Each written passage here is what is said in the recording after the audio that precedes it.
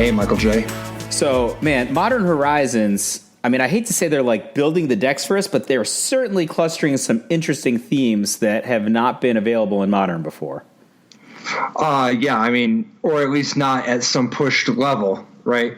I mean, yeah. There's something for everybody here, right?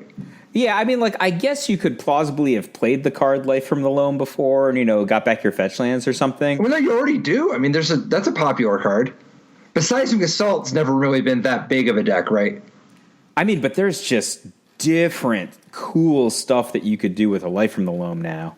I mean, totally. Like, I don't know, just this card speaks to me. Wrenn and Six? I was gonna say Ayula's Influence, and I know you were a Bearscape guy back when you finals that Grand Prix against EDT. I mean, this is just everything a Bearscape wishes it were, right? I mean, it could be, yeah. I mean, there's a lot of things you could do here. I mean, a 1-to-1 ratio is pretty good, but I mean, this card's kind of more of a zombie infestation than a Bearscape, right? Yeah, I mean, I was just thinking about it because it's a green enchantment that makes bears. Obviously, they do very different things. Like a Bearscape scavenges value that you already had, and Ayula's Influence is like an enabler from Life from the Loam, or like just, you know, a slow draw. But I think like this card, I don't know, am I crazy? This card seems like it could be played. It seems like it could be powerful.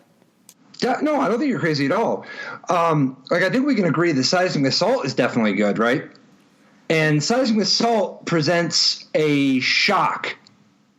Like, each of your lands is a 0-mana shock. A 2/2 bear that effectively has flash that costs 0. That's more material than a shock is worth. Yeah, I mean, like, I guess at fair costing, a shock is worth R and a bear is worth 1 and a G, but people don't really pay. No, but it's not that, though, because shock is an instant. I'm not saying that you'd really pay 1 and a G for a 2/2 flash creature, but a 2/2 flash creature is better than a grizzly bear. Oh, yeah. I mean, a 2/2 flash creature is probably better than a shock, right? Like, definitely. I think, for instance, I mean, if you were just a 1-cost 2/2 flash creature would be better than a shock. Sure. So now the thing is, once you're doing 10 of these, Seismic Assault is often quite good, but you get your damage from Ayula's Influence pretty fast too. The bears only have to hit one time, and then you still have the bears, and you can block things with the bears. And you can gang block, but you can also chump block a lot easier than you can with Seismic Assault. And a lot of these decks might be a lot more interested in playing a lot of green mana instead of trying to support the mana necessary for a Seismic Assault. Yeah, I think that's a big part of where my interest in Ayula's Influence comes from. Like, I feel like you could maybe just be straight green and just be like some kind of crazy Life from the Loam engine deck. Like, versus like Seismic Assault has a very prohibitive, you know, additional set of casting costs. Sort of, yeah. I mean, it's definitely, you know, it warps a little bit what you can do. Ayula's Influence would be a lot more natural for these decks. Yeah, I mean, like, Seismic Assault has got, like, it's pretty aggressive in terms of what it's asking for, and then the decks that are exploiting Life from the Loam alongside Seismic Assault still need, like, a consistent stream of G in order to get, like, their Ancestral every turn or more. Yeah, I mean, I actually don't think it's out of the question to play both. Plus, I'm a Firelit Thicket guy myself. I can get behind that. The thing is, like, I think that the mana bases are going to be real heavy on, like, the wooded foothills just because it's so synergistic with both, like, the Ayula's Influence and the Life from the Loam aspects of the deck, right? Like, you just have these lands that go to the graveyard naturally, and then you can get them back to generate value either by drawing cards or by making bears. Or, you know, shocking. But, like, you know, Firelit Thicket's not going to do that. Probably play it. No, I know, but I'm just saying Firelit Thicket helps pull a lot of things together mana-wise. If you really ended up playing Ayula's Influence and Seismic Assault, I don't know you'd really go that way, but just playing 1 or 2 Firelit Thickets goes a long way. Like, but I don't know. I also just want to be careful of not playing 12 fetch lands or something, because people are going to do things like Ashiok or Leonin Arbiter or something. Wow, yeah, that's... Yeah. I guess that Seismic Assault is wildly better against those things than Ayula's Influence, right? Like, you could actually just interact with them. Here's a thought for you, man. And this is probably too crazy. It's probably too crazy. But Ayula's Influence with Beck and Call. So Beck and Call, that's that split card. It's got makes a lot of tokens, right? If you call, Beck itself, however, is just blue-green. Whenever a creature enters the battlefield this turn, you may draw a card. Oh, so you set up a Beck, that's your mana spend for the turn, and the Ayula's Influence gives you a bunch of creatures essentially for no mana. So it's like some kind of Elves combo deck then.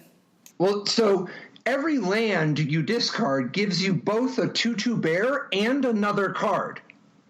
So to start with, if you're playing some sort of a Swan style tons of mana, you just go pretty intensely. But you don't even have to try that hard, because one other thing you could consider is that if you just have a couple Dakmor salvages in your deck or a way to find Dakmor salvage, then you just win. You draw your whole deck. That is... Yeah, the only thing bad about that, which is not even bad, is that you have to do it on your own turn unless you've got something like it's a fairy, right? Because Beck is a sorcery. Yeah, you do have to do it on your own turn. But if you draw your whole deck and get to mill everything, you can also just conflagrate your opponent for 1 million or whatever. There's a lot of things you could do once you're in that state, if you get it all together. But you might also just be playing some sort of an Ayula's Influence Beck Elves combo deck, I mean, if you're going to draw your whole deck, you can just get this might sound real stupid, but it's cheap. You can just get and cast Altar of Dementia and then just mill them out with it, right? Because you have 100 2/2s that you can sacrifice. That's a new card.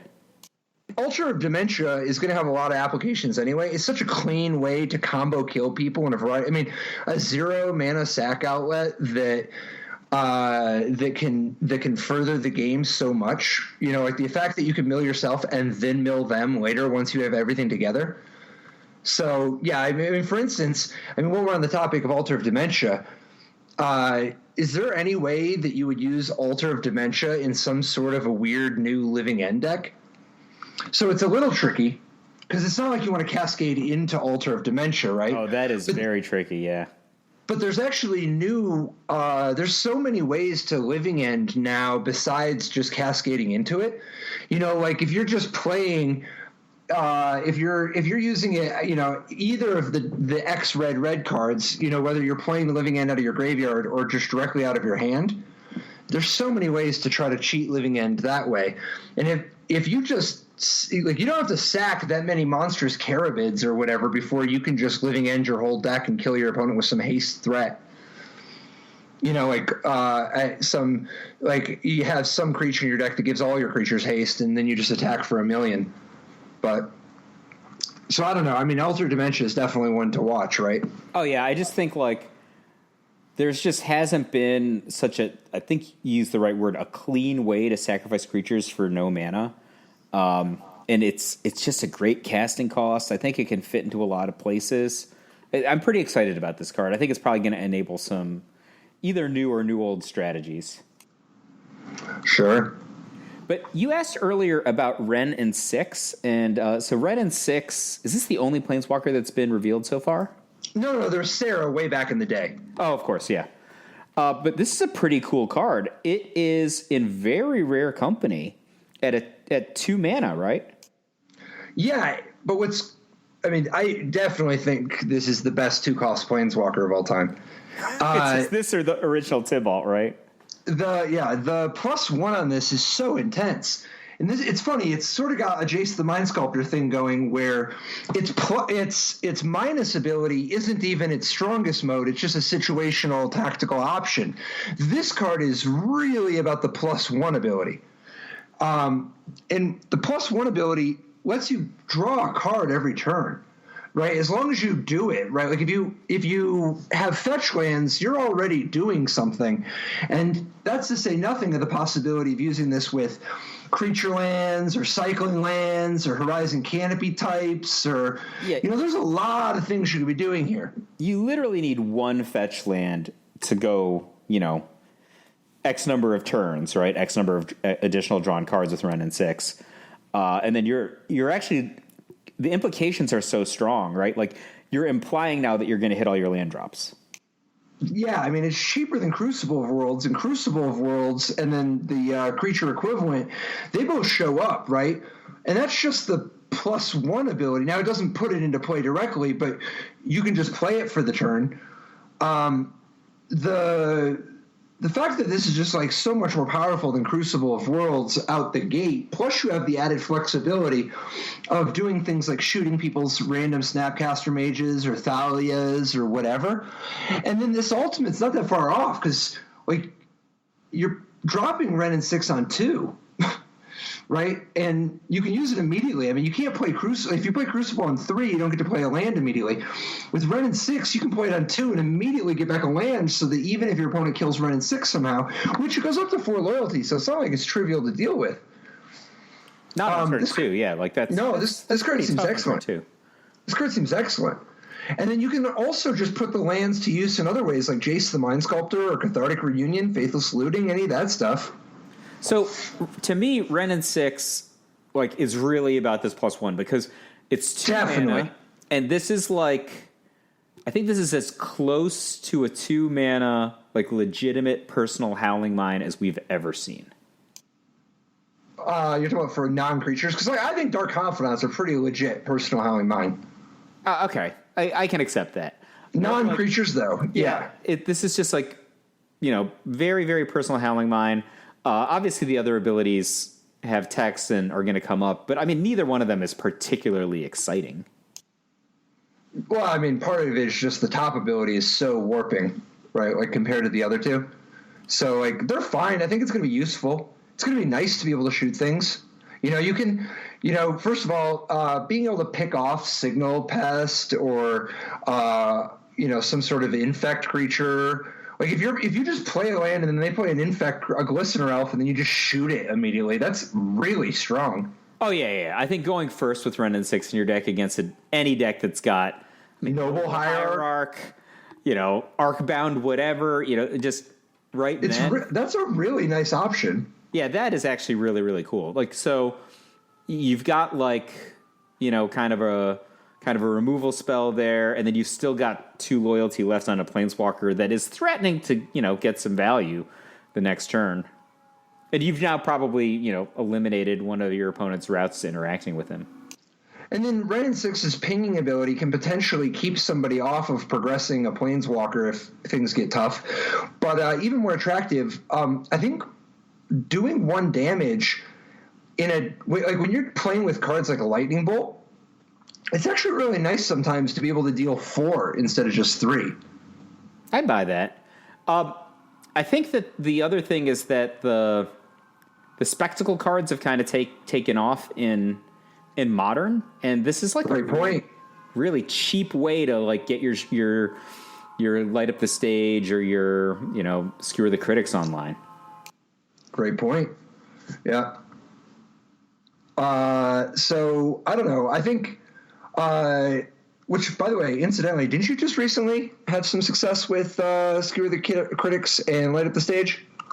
I mean, it's first of all, it was your idea. So throwing it out there. I promise you I'm not the only person who thought of playing with those cards.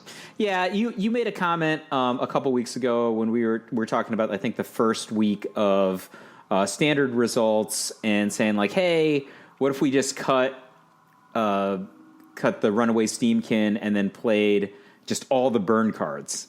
And it turns out that is a great strategy. I've been playing it a lot. I try to play FNM every week these days, but I liked it so much. I went back and I played Standard Showdown on Saturday last week. I thought the deck was so good. And I feel a little silly, actually, because I spent a bunch of money on on all these like new planeswalkers, and I didn't own any Teferis before, like the 5 casting cost Teferi, and they're just still in their sleeves. And I've just been slinging red spells. But yeah, it's such a huge advantage in the mirror. It's really, I mean, it's hard not to sound hyperbolic because there's like the amount of cards that are different are like fewer than 7 cards probably from the opponent's main deck, but you're just so far ahead. Like the ability to catalyze a Skewer the Critics off of a risk factor, and then they're just so far behind. Like even if they're getting their forecasting cost engines, you might just kill them while they're barely getting any value from them. True. Yeah.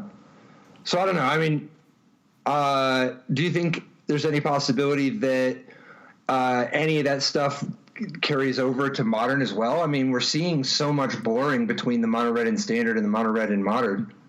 Oh yeah, I do think so. So a few months ago, when the Spectacle cards first came out, right? I played it and I played Rakdos in a modern what is it called, Mythic Championship qualifier, and I thought that deck was really outstanding. But I've been toying with the idea of a green splash instead of a black or a white splash. And I think Wrenn and Six is pretty exciting, both for setting up spectacles and also like a green splash would allow you to interact with this whole like Karn movement so much better, right? So if everybody's just going to be like Karns and Mycosynth Lattices, I think that being able to go, Destructive Revelries and Ancient Grudges is a really attractive direction to move. And like having a meaningful amount of mana to, green mana to throw in those directions is really, really exciting. And I don't know, maybe you could just get by without any Fatal Pushes or Chain to the Rocks or anything like that. We'll see. Here's a crazy one for you. Could I interest you in a green splash, but keeping just a touch of white, so that you can play with Reckless Charge, Wild Nacatl, and Tarmogoyf? That is a different deck. It's not that different, is it? I think it's way different. I mean, like my attitude towards modern red decks is like there are decks where your opponent's removal cards are good, and then there are decks where your opponent's removal cards aren't good. I try to play the ones where your opponent's removal cards are not good, and that there are decks where you get a lot of value just by not taking a lot of damage from your lands, and under the assumption that you're going to play against a lot of decks that are also aggressive, other burn decks, humans, affinity, stuff like that. And like the kind of deck you're describing could be a great deck, but it just is the opposite of both of the things that I've tried to emphasize in how I've approached Modern. But it could certainly be a great deck. Those are all really, really strong cards. Okay, here's another possible combo for you. Reckless Charge plus Glistener Elf, maybe with a Become Immense on top. Wow. That is, so let's just review what Reckless Charge is. Reckless Charge is a reprint. It's coming back in Modern Horizons. It's R for a sorcery. Our mutual good friend Brian Cole used to call this card Bird Lightning. R for a sorcery. It has the text, target creature gets +3/+0 and gains haste until end of turn, but it has also flashback 2 and an R. So if you've got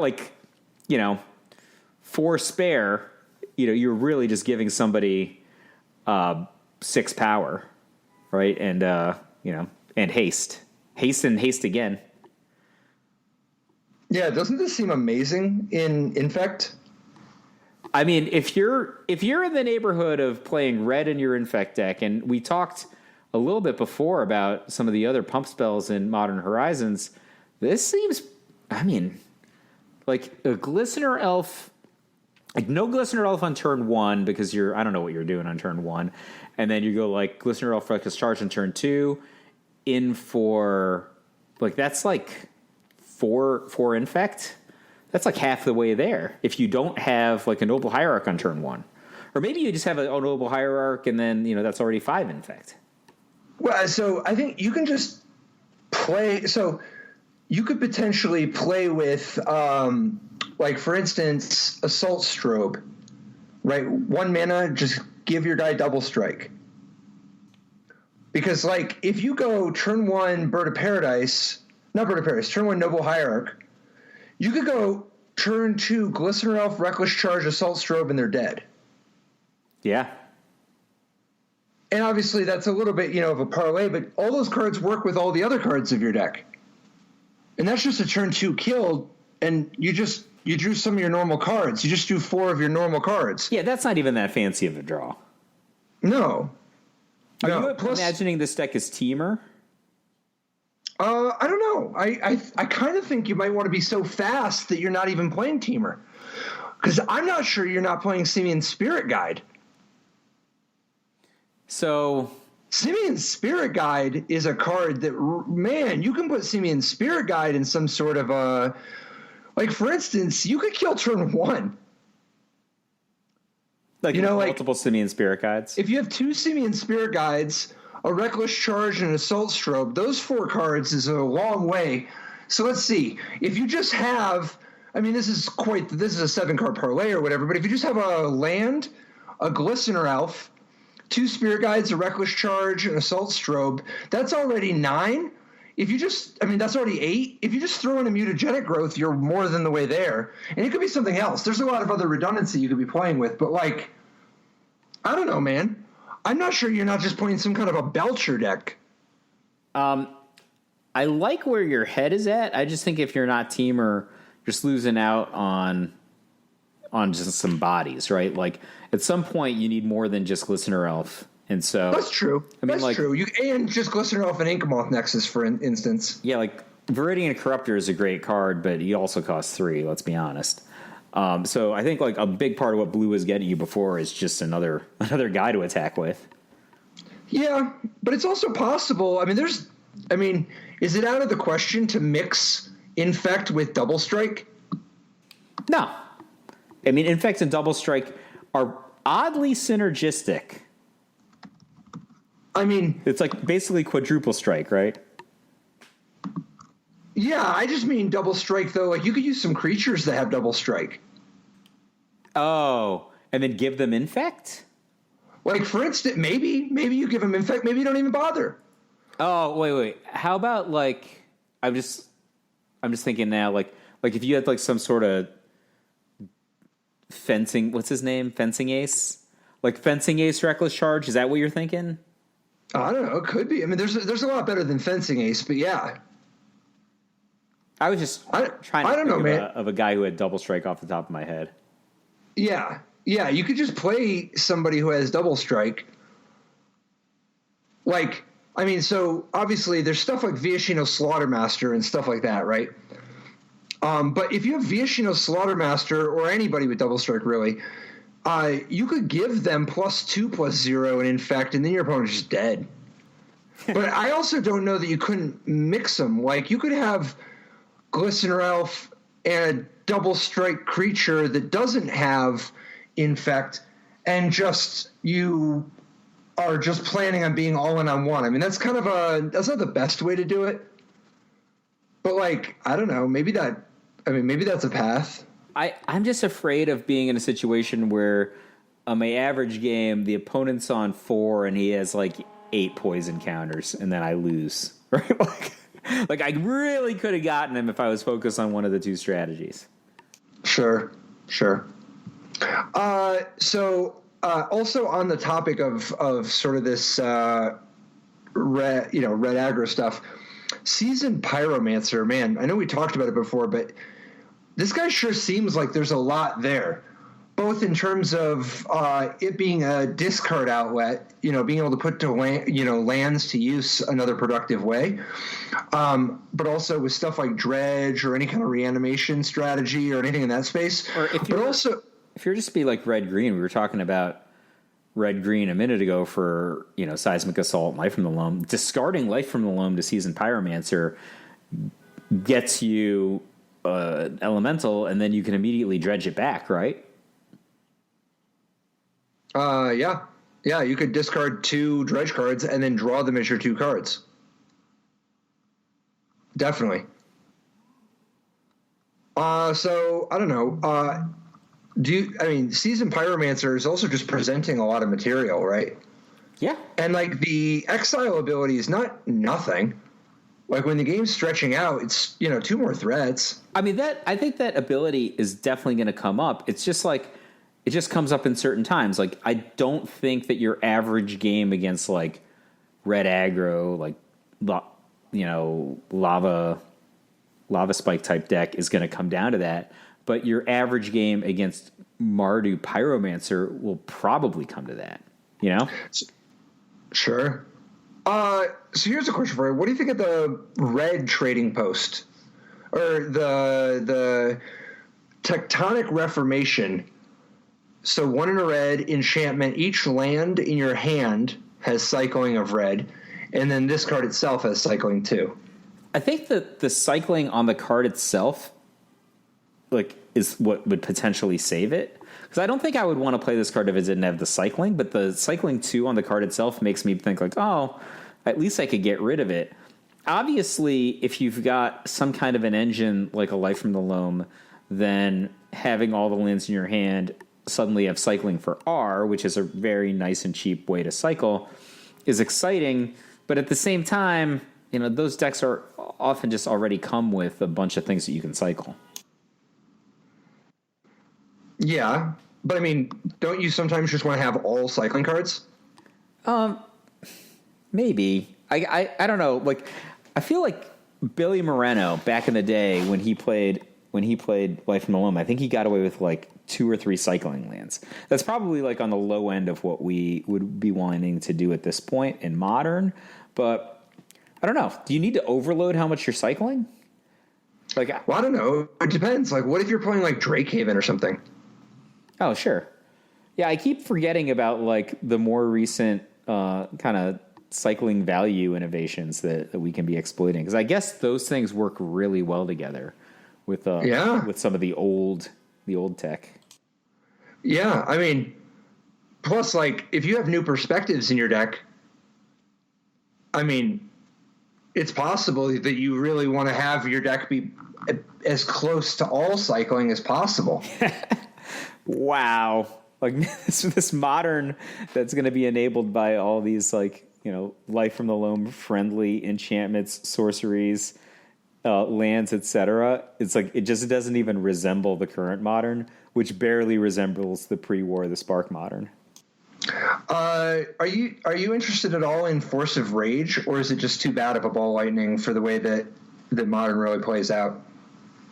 I can't say that I was particularly interested in Force of Rage, but it seems like not the worst. I can imagine playing it. But it's good for turn 1 kills when you're on the draw. Well, so why don't you explain how that's going to happen? So you're on the draw. So Force of Rage is RR1 to create 2 3/1 red elemental creature tokens with trample and haste. Sacrifice them at the beginning of your next end step. But it's got this new sort of force clause, right? So if it's not your turn, you may exile a red card from your hand rather than cast it. So rather than pay for it. So you cast Force of Rage on your opponent's end step, presumably, right? So you've got 2 3/1s on your turn starting. You're going to get that to 20 with. We talked about last week a little bit. You could even, there's a lot of things you could couple it with, but stuff like Chancellor, the red Chancellor. If you just have 3 red Chancellors and 3 Force of Rages, that's 21 right there. But then you got to play with other cards in your deck. I assume that you're not going to be into it, but does Goblin Champion do anything for you? The 0/1 Haste Exalted? I have thought about this card a lot. I don't think it's very good. Its toughness is small, and I think it just presents like weird incentives for how to play. Not into it at all. And I don't like it doesn't fit into like the Monastery Swiftspear Goblin Guide kind of decks, and it also doesn't really fit into Goblin decks. Maybe like a scathing critique. Maybe like the mono red Phoenix deck, but even there, I'm like, why would they want this card? Like they have other cards I feel like that are just better, and their bottleneck isn't the number of hasty 1/1 hasty 1-drops they can play. You know, I think they've got other things on their minds. Geomancers Gambit is just not close, right? The 2 and a red, it's a stone rain, but you get to draw a card, and they get to fetch a basic land and put it onto the battlefield. That's like the opposite of what I want to be doing with my Stone Rain. Especially Pillage is back, right?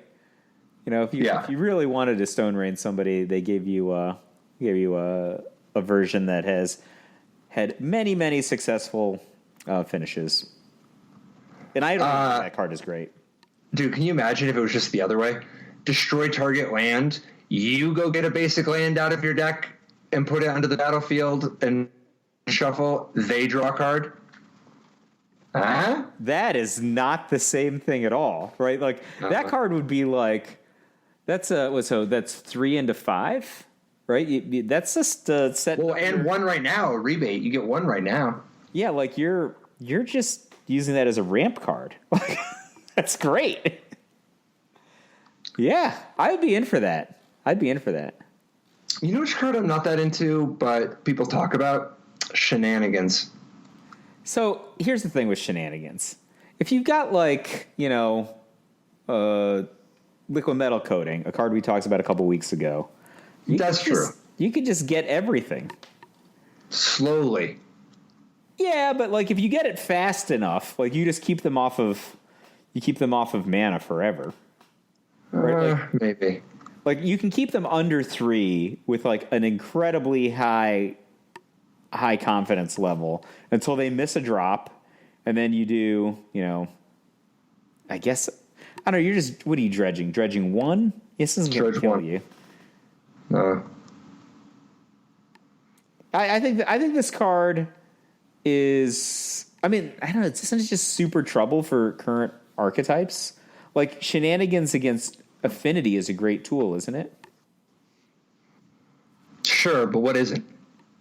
All right, like, you're telling me you'd rather have this than Ancient Grudge? No. Okay. I mean, Ancient Grudge, among other things, gets their Nexus. Yeah. I think the sorcery thing is the tipping point for me. But this card's okay. I think it'll show up some. It's just, I don't think it's, like, anything special compared to any of the other artifact destruction options. Yeah, you're right. I mean, there's so many ways to destroy an artifact with great deal of value. So here's a weird card that might strike a chord with you. Kaya's Guile. 1 white black instant. Choose 2. Each opponent sacrifices a creature. Exile all cards from each opponent's graveyard. Create a 1/1 white and black spirit creature token with flying, where you gain 4 life. And it has Entwine 3, so if you pay 6 mana total, you get them all. So they would sack a creature, you get a 1/1 flyer, and you'd exile their graveyard, and you would gain 4 life. Yeah, this card's like very Kolaghan's Command, right? Like it's similarly costed to Kolaghan's Command, and like I can imagine wanting to do all 4 of these things. Well, and if you just look at it from the standpoint of being an instant edict that for 1 mana more is also giving you a 1/1 flyer, that's pretty attractive. And then an edict where you gain 4 life, that's very attractive. And then just play a 1/1 flyer and gain 4 life is both. Those are just, no matter the state, you can get productive, like you can get positive material that's useful to you. And then exiling your opponent's graveyard is obviously the least frequently, but it's going to be tactically amazing. You can just play this main deck. And you can flash this back with Snapcaster Mage. The instant speed on this is really, really attractive from the graveyard exile perspective, right? Like you can just wait for your opponent to commit a bunch of resources or a ton of mana on their big play, and then just get them at instant speed. Like, not that that's not available in terms of, commonly played cards that might have, say, Phyrexian mana costs on them, but this gets the whole graveyard. Yeah. Like, I mean, even if all you're doing is, like, stopping a Snapcaster Mage, that's pretty good. Like, because you're like, if you go like stop the Snapcaster Mage and make a 1/1, you've now countered their Snapcaster Mage's value and then have made a body that can block and trade with the Snapcaster Mage. I mean, you can just edict them too. Yeah, sure.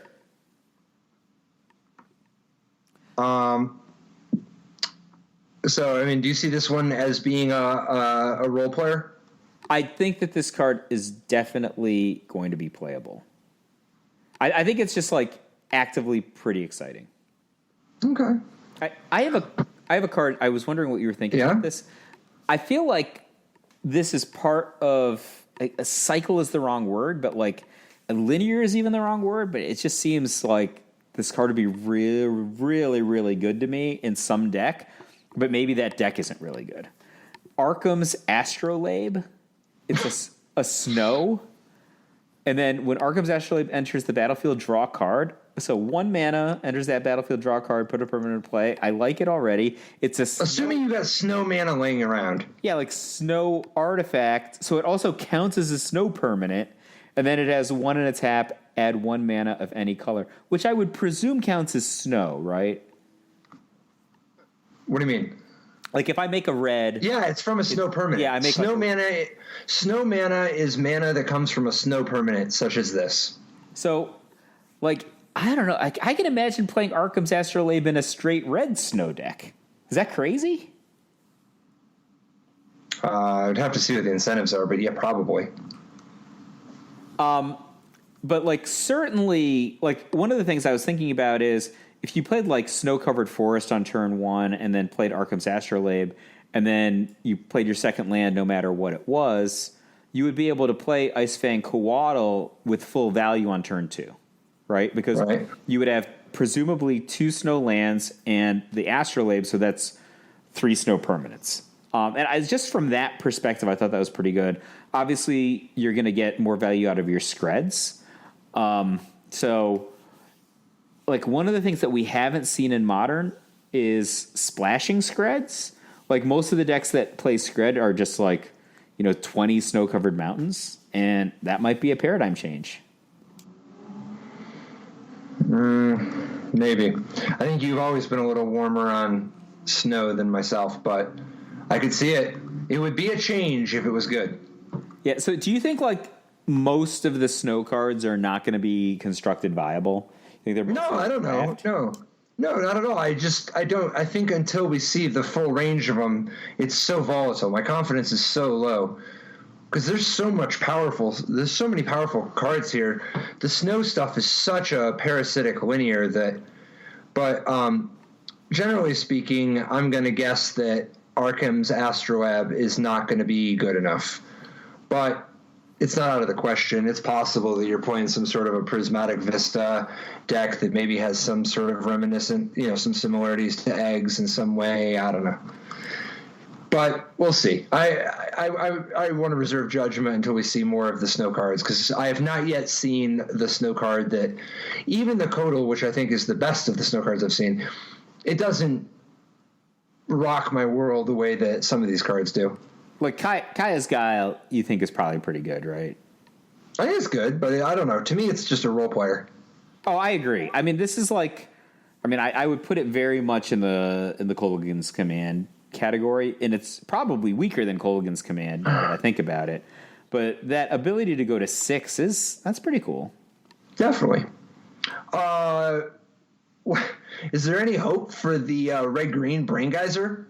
Reap the past, X red-green, return X cards at random from your graveyard to your hand, and then exile Reap the past. Well, if X is big enough, you know what you're going to be getting. Like, red-green doesn't always have... The place I was thinking is if you're playing some sort of escape shift deck that might not normally have access to Brain Geysers and could empty its hand pretty quickly and might be just interested in a draw 5. A draw 6. What kind of weird situation are you in? Yeah, but they're all going to be lands, right? What kind of? No, a lot of them are going to be things that get lands. But what's your weird situation are you in that you've already like scape shifted and they're not only are they? Why have you already scape shifted? I'm not talking about scape shifting already. I'm getting back stuff like Search for Tomorrow or Farseek Or Oracle of Moldiah. Oracle of Moldiah really good with things like Wrenn and Six. Or Summoner's Pact, or maybe Summoner's Trap, maybe Primeval Titan.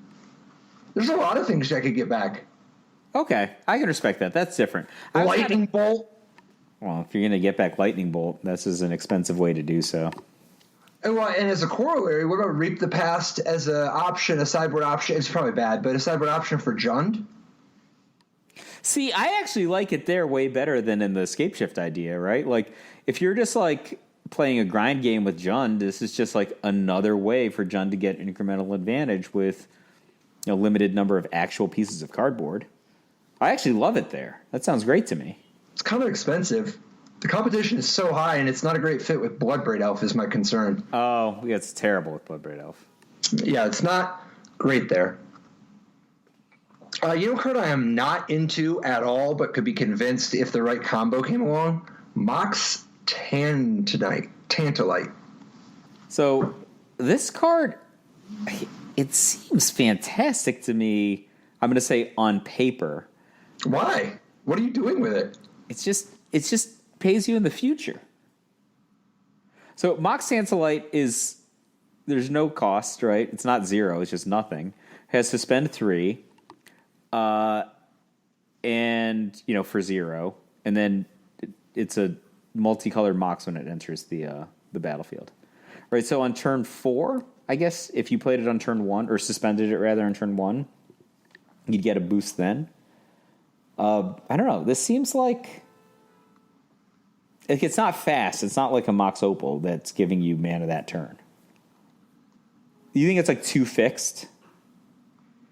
No, I don't know. It's going to depend. To me, it's going to depend on what the combos are. Because if you abuse, like, Lotus Bloom, for instance, I don't think Lotus Bloom is good enough to just do. But if you Lotus Bloom with, like, Whir of Invention, you can, like, really exploit a high leverage turn. But I think Whir of Invention to get a Mox Tantalite, you're not even really doing anything. I mean, I guess maybe you could play Whir of Invention in some sort of a weird, like, maybe you're supposed to play one Mox Tantalite in a Whir of Invention deck so that you can just go turn 1 land, a couple zeros, and immediately Whir of Invention for... No, it doesn't even help. No, I don't know. This doesn't... I haven't seen how to use this card in a way that seems good rather than just fancy yet. I can imagine it. I think it's going to involve having to cheat it in some way because, wow, is this not a great... Like, is that not what I want to wait 3 turns for? Yeah, I agree with that. It's like it's basically a Search for Tomorrow, right? In colorless. Is that a fair thing to say? Nah, isn't it just much more of a artifact that makes a mana of any color? Because, like, you can keep changing it. Why Search for Tomorrow? Well, I mean, like, Search for Tomorrow is like a cheap suspend card that gets you basically 1 mana a few turns in the future. Oh, but I guess it's way worse because you can't just cast it. Right. Like, you cast Search for Tomorrow a lot. Yeah, like, not half the time, but a pretty decent percentage of the time. Yeah. So, I don't know, man. This one doesn't necessarily just speak to me, but on balance, maybe there's enough ways to just cheat these cards that have no cost. Because, like, you can just, like, if you play As Foretold, you can just put your Mox into play immediately. Yeah, but I think, like you were saying before, if you're going to go down that road, there's probably more powerful things to be doing than getting one additional mana. That's what I thought. The only thing that I would say about this card is it is aggressively not legendary. So, like, I drew 4 Mox Tantalites in my opening hand. Well, I mean, you might have a heck of a turn 4 then. It's possible. Yeah. Speaking of having a heck of a turn 4, I saw some people, like, kind of complaining about a card on Twitter, but it seemed pretty good to me. Weather the Storm. What do you think about this guy? So Weather the Storm is 1 and a green instant. You gain 3 life with Storm. Are you wanting to use it fair, as a sideboard card, or a combo kill? Oh, I want to use it as a sideboard card. I feel like there's so many decks that their whole objective is to just get like a Tendrils or a Grapeshot, and this is just, especially in fair colors, like this is in green, just like a great way to answer those kind of decks. Well, yeah, but picture you're playing as some red mage whose Rift Bolt went off at the start of their turn, and then they just hit you with a burn spell, right? Like they play their Skewer their Critics or something, right? And then you just Weather the Storm. Yeah, if you have nothing, you've gained 9 life, and who knows? Maybe you have Lightning Bolt or Opt or anything. Doesn't this card seem excellent? Outstanding point, yes. So I didn't even think about it from that perspective. Like for literally 2 mana, you can not only counter somebody's entire turn, but if they're a deck that's using limited resources, right? Like literally cards like Lava Spike, which are, a sorcery that does nothing but deal 3. Like 1 Weather the Storm it's like a mind twist. Yeah, this card seems excellent to me. I agree. Were people complaining like they thought it was weak, or they're complaining because it was busted? Why would you make this card? It doesn't do anything. Oh, I don't know. This card seems excellent to me. Like an awesome sideboard card to me. Like absolutely A+. And it's not even, this gains so much life efficiently. It's not even clear to me that you couldn't use this card for some slightly nefarious purposes. This is a really efficient way to gain a lot of life. Oh, yeah. It's like, whatever. It's the green reverse Grapeshot, right? So if you're, how are you going to kill somebody this way? Did you have a thought about that? Or it's just like putting you into prohibitively high life total? I don't know. No, like for instance, maybe there's stuff in the space of, Ad Nauseam, Lich's Mastery, or Bolas's Citadel, or whatever. Like this card is the bee's knees with Bolas's Citadel. Let me just tell you. Oh yeah, for sure. Like especially if it's not the first card you cast that turn.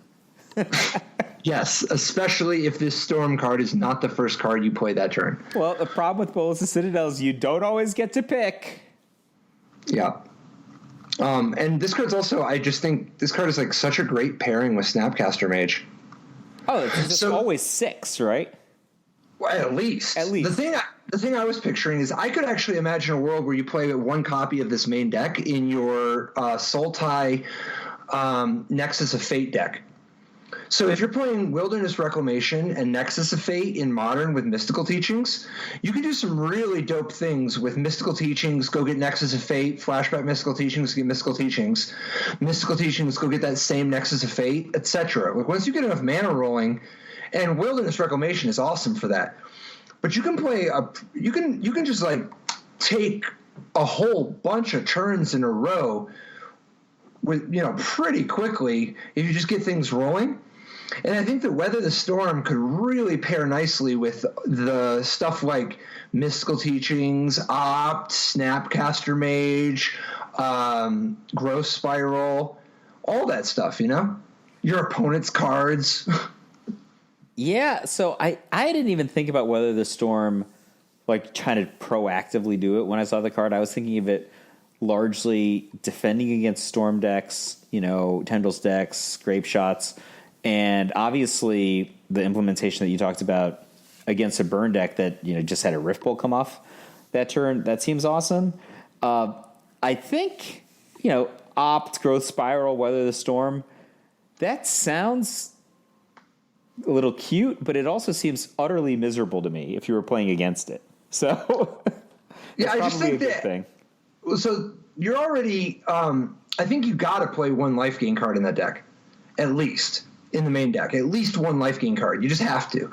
And I think that the best one that we had before Modern Horizons was just gain 6 and get a land back from your graveyard. And there's no real synergies. You just gain Marasa? 6. Yeah, with Pulse of Marasa, you could theoretically Pulse of Marasa Snapcaster Mage under the right circumstance or whatever. But like, I don't know. If you're just really in for gaining life, I could imagine Weather the Storm being good enough to main deck in a deck like that as a one of. All right. I don't know. You're not seeing it? I think the card is very good. I think it's going to be sideboard all-star. Like, widely played in a variety of decks. That's what I would pick. Sure. So does Hex Drinker do anything for you? Green for a 2/1. Levels up for colorless. At level 3, it turns into a 4/4 protection from instants. And at level 8, it turns into a 6/6 protection from everything. So I think this card is pretty good. Obviously, a big part of that is just its Savannah Lionness, right? G for a 2/1 is a heck of a fail state. And I think like if Hex Drinker stays at 2/1 for its entire life, probably did some good damage.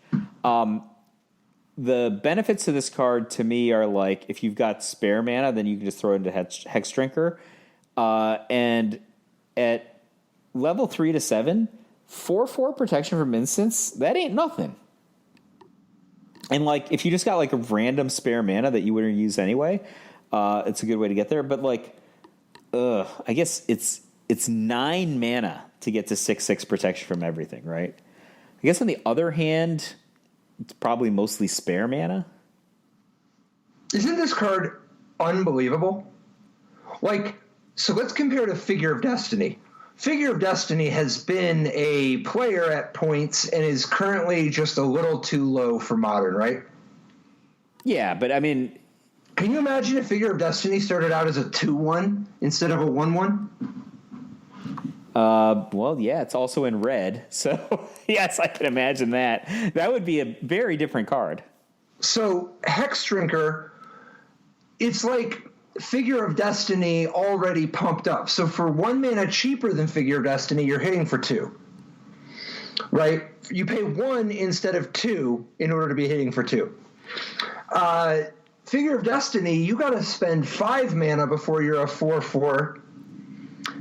And a 4/4 protection from instants is a lot more attractive, right? Well, also Figure of Destiny has very particular mana requirements, right? It's extremely much less friendly than Hex Drinker, which is only asking for any color of mana and doesn't need to have all the mana utilized at the same time at a certain time. Right. And the fact that Hex Drinker can just do 1 here, 1 there instead of commit the whole turn.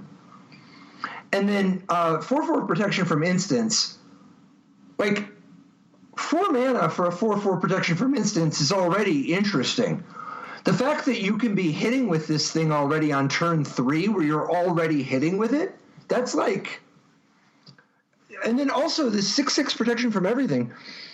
This is 8... You only have to spend 9 mana to get to the 6/6 protection from everything. Figure of Destiny, you had to spend 10 mana. So, like, and this is a better end state, you know? Oh, yeah. Protection from everything implies trample, right? Like, they can't block it. Besides, this just seems like such an unbelievable thing to go get with your Ranger of Eos or your Ranger Captain of Eos. Because you could go Ranger Captain of Eos, which is the new one, 1 white for a 3/3. When Ranger Captain of Eos enters the battlefield, you may search your library for a creature card with converted mana cost 1 or less, reveal it, put it into your hand, and shuffle your library. And then he also just has the ability of sack Ranger Captain of Eos. Your opponent can't cast non-creature spells this turn.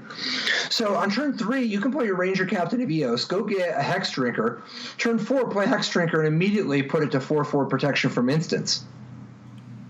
Ranger Captain of Eos, it seems like an outstanding card to me. Right, like. Well, let's walk through that though for one more turn, and we'll get to the Ranger Captain of Eos. But if you just do this curve, turn 3 Ranger Captain of Eos, turn 4 Hex Drinker, pump it all, with all your mana. Yeah.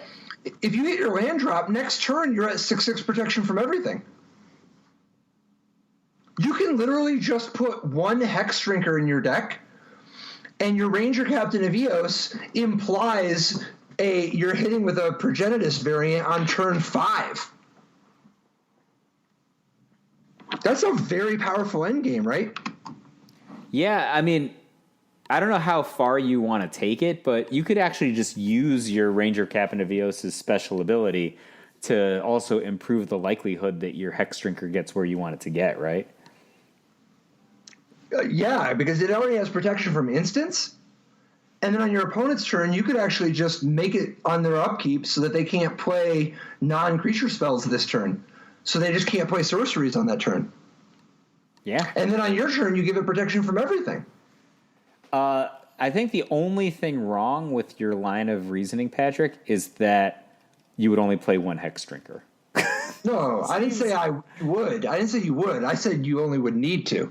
You could play more if you want. Yeah, this card seems like I already thought it was pretty good. I think this card is outstanding now that you describe it in this way. And I think like it's actually the kind of card that would help spawn new archetype. Like a lot of the stuff that we're talking about is like, oh, this is a pretty good card. Where would you fit it?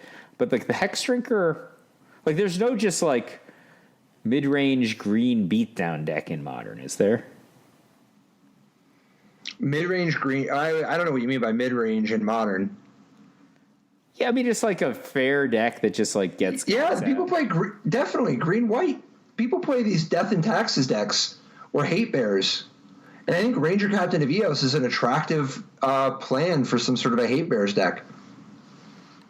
Yeah, I like that. Plus, that combo. Dude, sideboard one Barrington Forge Tender for people like you. Yeah, obviously Barrington Forge Tender was made to be best friends with well, I guess the opposite is true. Ranger Captain of Eos. Yeah, like that. That's just miserable. I would hate playing against Ranger Captain of Eos because first of all, he's just like the greatest gnarled mass ever. So I'd be looking at him and I'd be like, I'm definitely going to lose to this gnarled mass. And then they're finished searching through their deck and they get their Birch and Forge Tender. And I was like, I knew it. I knew I was losing to that gnarled mass. Yeah. Yeah, yeah. Have you put much thought into Unbound Flourishing? So, walk me through what you're thinking with Unbound Flourishing here. I mean, so Unbound Flourishing is 2 and a G for an enchantment, and it has 2 clauses. One of them is, whenever you cast a permanent spell with mana cost that contains X, double the value of X. Right? So on its face, you're doing something like a Walking Ballista. You're getting way more value than you normally would. And from the front side. Yeah. But you get size, for example, right? Or a Genesis Hydra, right? Like something like that. You can get like a lot of value. But the second one is what I think is interesting about this card. It says, whenever you cast an instant or sorcery spell or activate an ability, if that spell's mana cost or that ability's activation cost contains X, copy that spell or ability. You may choose new targets for the copy. So you could play Unbound Flourishing and then Chord for 2, right? And if you Chord for 2, you just get the combo, the white and 1 guy that makes it so that you don't put -1/-1 counters, and then the guy who, if you put -1/-1 counter, he untaps. You just get that combo with one chord.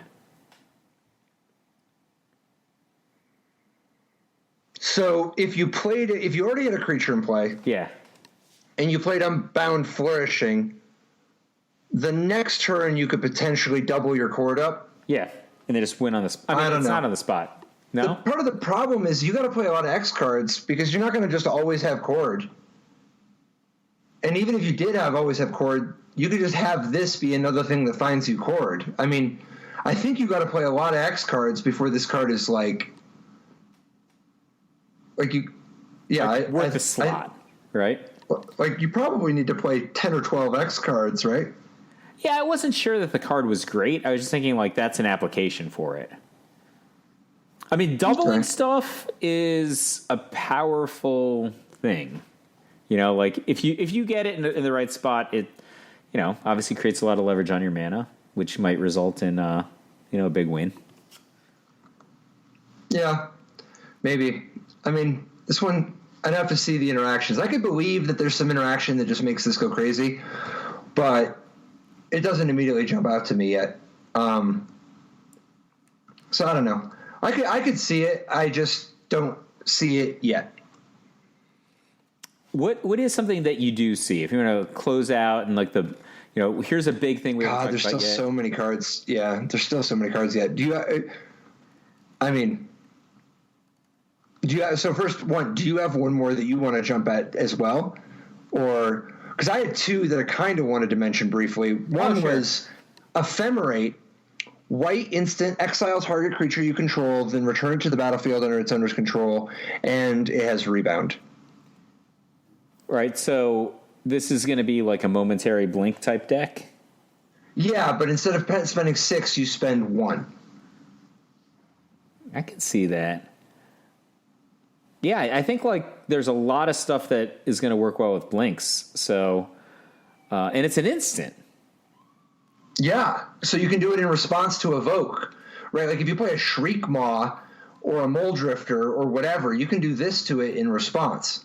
It's not only that; it's like a dive down, right? Like you could just have Ephemerate in your deck for dive down purposes, like save my guy. And if he's going to do something when he comes back into play or leaves play, that's just on the bonus. Yeah.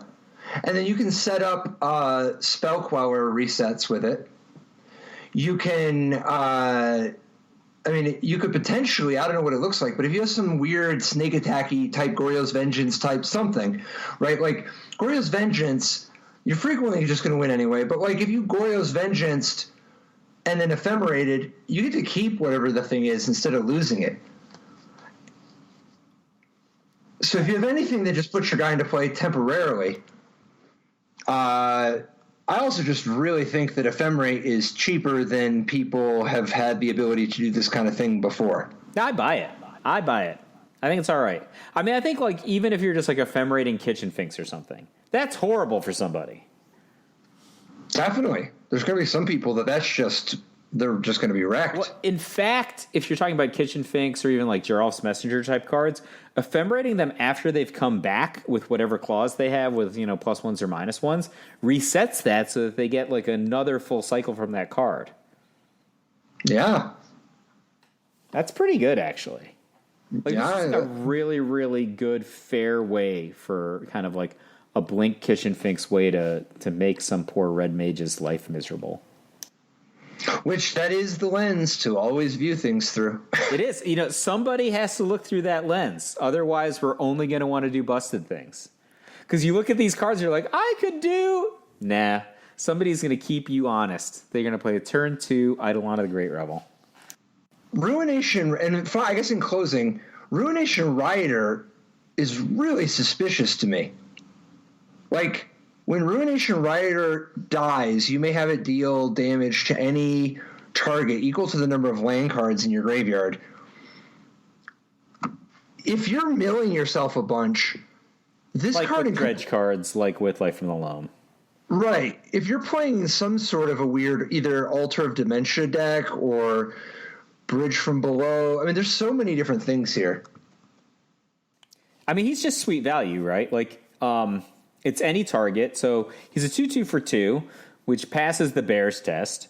And if you take him out, he does a little damage. Like most red decks would love that. I mean, red-green decks, I don't know.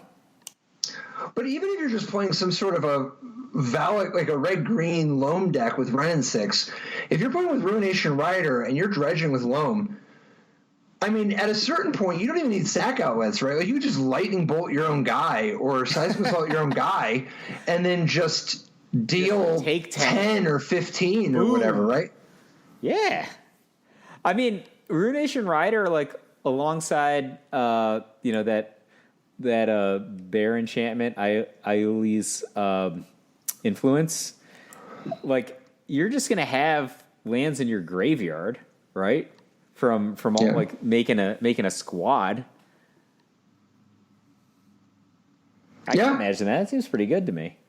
Okay, we'd be remiss if there's at least one more. I guess we can't just skip over Unsettled Mariner, the white-blue 2/2 changeling that whenever you or a permanent you control becomes the target of a spell or ability an opponent controls, counter that spell or ability unless its controller pays 1. This card is a human and a sliver. Definitely. It's an elf. I don't think that's going to matter too much. But Human and Sliver I think the fact that it's a human is going to be pretty fantastic. Yeah, I mean, it's awesome. Right, like you're in for this, right? I mean, yeah, if I were that kind assuming that you're like once you're in the market for playing a human deck or whatever, right? This card's fantastic. This card, like, man, this card. Can you play this in Merfolk? It's a Merfolk. I mean, I don't know. Do Merfolk decks tap for white? They can trivially. They frequently play the blue-white Wondervine Hub, even with no white cards, just so that they don't get beat by Boil and Choke. Yeah, I think like this card is. I mean, if you are in the market for a 2/2 creature for 2, right, and you can tap for white and blue, it's tough to do better than this. Like, this is like the 8-pack Crystalline Slivers, right? Like, I don't know. It's hard for me to even. Well, unless they pay 1 is not the same thing as they are untargetable. Yeah, but it's also you. It's also other humans. It's also, I mean, it's just like Modern is this format of such tight margins. That's how I think about it. Like, you're so often just like tapping out every turn. Like, Spell Pierce is like a hard counter in Modern, right? Because people are using all their resources a lot of the time. You yourself innovated the card Gurmag Angler, right? Which is like, how much value can we get from how few resources? Like, it's not that this is a backbreaking ability. It's that the ability to take somebody off of their assumption of using all their resources every turn, it just gives you potentially a tremendous advantage. And he's a human. And he's a sliver. Tell you what. So I think this card could be okay, but I think that I'm not as warm on it as most people would seem to be. I think it's okay. I will give you that this might be the best Ninja Turtle in the game. Yeah. The best mutant Ninja Turtle in the game. But, like, I don't know, man. I have to see it because 1 is just not that much. Well, from my perspective, I just think about, like, how I approach certain matchups. And this guy is really, really good at stopping an opponent from just searing and Grim Lavamancering all of your permanents, right? Like, well, they're gonna kill him. Yeah, but it's just. I guess you're right. I guess they're just gonna kill him, pay extra for 1 turn, and then get back to whatever they were doing. But that might buy you a lot of damage. I'm actually slightly more interested in this guy in Legacy. Yeah. I mean, so this card. So like if you're playing against Thoughtseize or it's possible some combo decks, if somebody tries to just tendrils you, I don't know. Yeah, I hadn't thought about the fact that this makes Thoughtseize annoying. Yeah, so I don't know, man. I think that in Modern, people are going to play with enough ways to... People who play with things that target in the first place are going to play with enough ways, and they're going to kill this guy enough. Where things could be... I mean, I don't know. Maybe you play this guy in a Spirits deck. The thing that could be sick, though, if you just stack enough of this type of stuff, part of the problem, though, is if only this guy just worked better with Vial, I'd be so much more into it. Yeah, if you could Vial this guy down in response to their card when they're tapped out to counter it, but you can't. Wait. Right. Yeah. I guess there are like weird situations where it would work, though, right? Like very, very weird situations. Like, well, it's just a Flame Tongue Kavu. It stops. Yeah. All right. Yeah, like something that like kind of does, I was going to say like a Rift Bolt coming off or something like that, but even that, you typically have a bunch of mana open when that happens. But I think a Flame Tongue Kavu is a good example. Dude, I forgot to mention earlier, but could you Reckless Charge your Death Shadow? I know I want to unearth Death Shadow. That much I'm into. Well, Reckless Charge Unearth seems so good to me. Really unfriendly. Yeah, it's great. I think so. I think it seems great. And we didn't even get to talk about Echo of Eons with Lion's Eye Diamond. Because, dude, if you're just playing... First of all, if you're just playing an Ad Nauseam deck with Lion's Eye Diamond, But second of all, if you put Echo of Eons in a Reanimator deck, oh boy. How about Echo of Eons with Narset? Hell yeah. That's I saw that card. I was just like, wow, this is like, I don't know. It's so cheap to flash back. Yeah. Like Echo of Eons Narset seems like abuse to me. Dude. And like, we didn't even call the cops on you. Do you like, I mean, is that better or worse than Teferi Time Raveler plus Knowledge Pool? I mean, if you have Teferi Time, I mean, yeah. Teferi Time Raveler plus Knowledge Pool is very similar to just like Mycosynth Latticing somebody out, right? Yeah, I mean, if you have Teferi plus Knowledge Pool, they can't they can't play spells anymore. Yeah. Ever again. Yeah, it's terrible for them. All of these things are terrible for people. I think Echo of Eons plus Narset I like better only because both sides seem more applicable to me than Knowledge Pool. Like, Knowledge Pool is not exciting if you're not already Teferiing them. But, like, Echo of Eons, I can see doing something. On the opponent's... Go ahead, sorry. Yeah. I was saying, like, you get Echo of Eons to be fine even if you don't have the other stuff going on, right? Like, you know, you finals a world championship with a Wheel of Fortune variant, which is largely what this is. I just think this card looks so much more appealing in Legacy, where you're able to use 4 copies of Lion's Eye Diamond. Yeah. Dude, if you just that's disgusting. Yeah, you play out all your zeros. Like, you're playing, like, tons of, like, Lotus Petals and Lion's Eye Diamonds and Mox Opals and all that kind of stuff, right? So you just play out all these ridiculously cheap cards. And if you just crack Lion's Eye Diamond and you have Echo of Eons, you're just doing it. Like, yeah. And then, like, you're playing so many cards that just naturally could be used in some sort of a ad nauseum deck or some sort of a paradox, paradoxical outcome. Yeah, it's just like a super clean combination with Lion's Eye Diamond, right? Like, you could just use Lion's Eye Diamond, discard the Echo of Eons, and then use the 3 blue that you made to cast it from the graveyard.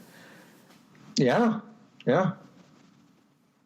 So I also, I mean, it might be that you're just too busted and too fast, but I think Narset's a hell of a card in Legacy also. So you might be able to just, you know, sideways step into that, whether game 1 or game 2. Yeah. I mean, in any way, shape, or form, that is a ridiculous combination. So, I don't know. We'll see. All right. Awesome, dude. I'm excited. So much Modern Horizons, sort of just insanity. See you next week, dude. Goodbye.